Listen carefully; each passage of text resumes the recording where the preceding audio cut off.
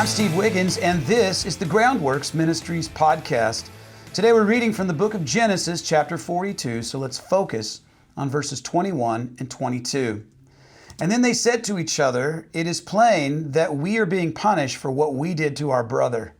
We saw his deep distress when he pleaded with us, but we would not listen. And that is why this trouble has come to us." But Reuben replied, "Didn't I tell you not to harm the boy? But you wouldn't listen. And now we must account for his blood." Genesis chapter 42, verses 21 and 22. Now, drawing again from the Messiah imagery in the Joseph story, because it's there's two statements that are hauntingly familiar to this Joseph story, and we find them in the Gospels. The first words are those of Pilate, and they're recorded in Matthew's Gospel, chapter 27, verse 24. When Pilate saw that he was getting nowhere, but that a riot was starting instead, he took some water, washed his hands in front of the crowd, and said, "I'm innocent of this man's blood. See to it yourselves." Now, Reuben, as the firstborn, had the birthright to spiritually lead his brothers.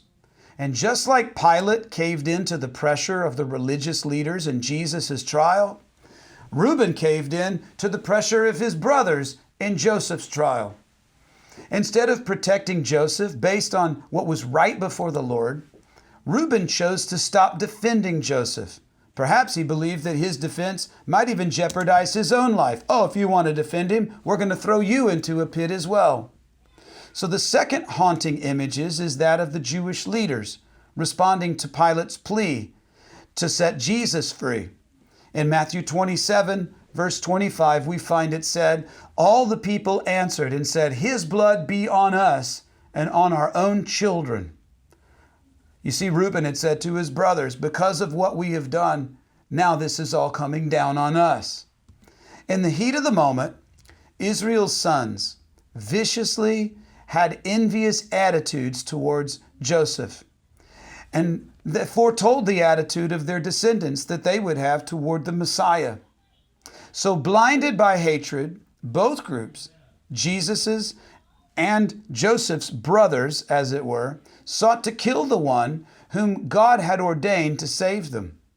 And sadly, as was the case with Joseph's brothers, so it will be for all, whether you're Jewish or Gentile, whose sinful actions against the Messiah meet their logical end. In essence, all of our sin has played a role in Jesus' suffering. How can you say that? Well, because it's our sin which he was atoning for.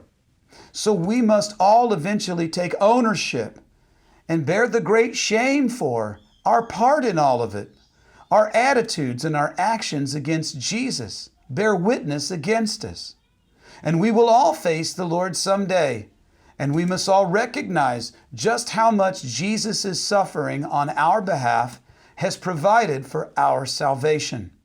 The Bible states that every knee will bow and every tongue will confess that Jesus, the Messiah, is Lord. Now, like Joseph's brothers in Egypt, we're also given a choice. We can accept the grace and the forgiveness which is offered by Jesus, to be filled with the Holy Spirit and to follow his leadership. But first, we have to acknowledge our sin. We must humble ourselves and surrender to him.